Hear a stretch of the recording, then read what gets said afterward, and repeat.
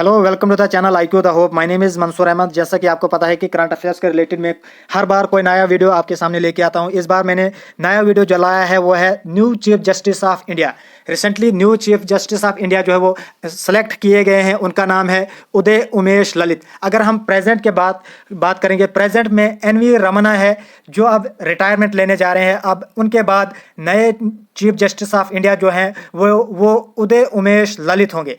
उदय उमेश ललित जो होंगे वो 49th chief justice of India वो इलेक्ट किए गए हैं और ये अपना चार्ज जो है अगस्त 27 2022 को वो एज्यूम करने जा रहे हैं। अगर हम प्रेजेंट की बात करेंगे तो NV रमन्ना प्रेजेंट में हमारे चीफ जस्टिस ऑफ इंडिया है। अगर हम सुप्रीम कोर्ट के जजेस की बात करेंगे, इनकी रिटायरमेंट की जो एज है वो 65 ईयर्स ऑफ एज के बाद वो रिटायरमेंट अपनी ले लेते हैं। इसके बाद हम देखेंगे आर्टिकल 124 के अंदर बताया गया है। इसका पहला क्लास ये कहता है कि Constitution merely says there shall be a Supreme Court of India consisting of a Chief Justice of India।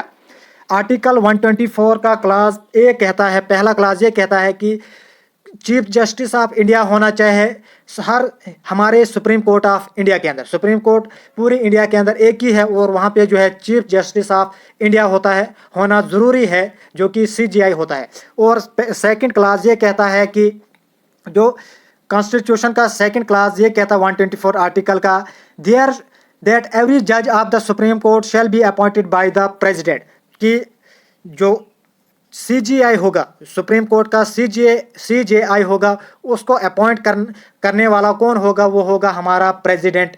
और इसके अलावा हम देखेंगे कि चीफ जस्टिस ऑफ इंडिया जो है वो अपनी रिटायरमेंट से पहले ही अपने सक्सेसर को जो है वो रिकमेंड करता है प्रेसिडेंट ऑफ इंडिया को।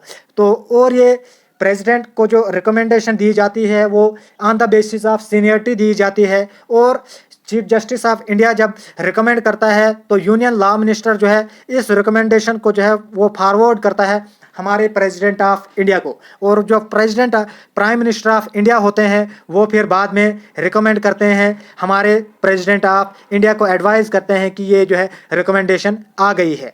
अगर हम रिटायरमेंट की बात करेंगे तो 65 ईयर्स ऑफ एज के बाद हमारे chief justice of India retirement ले लेते हैं और अपने आने वाले सक्सेसर को जो है वो भी जो है रिकमेंड करके जाते हैं, जो कि हमारे सीनियर मोस्ट जज होते हैं सुप्रीम कोर्ट के अंदर, उनको रिकमेंड करके जाते हैं।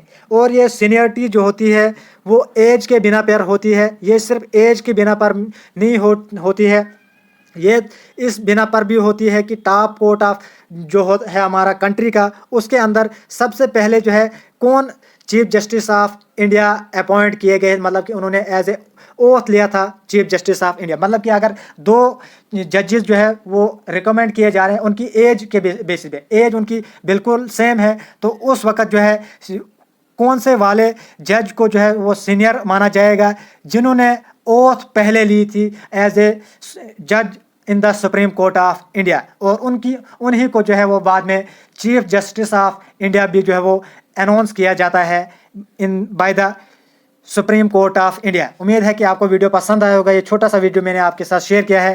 Thanks for watching our videos and God bless you all.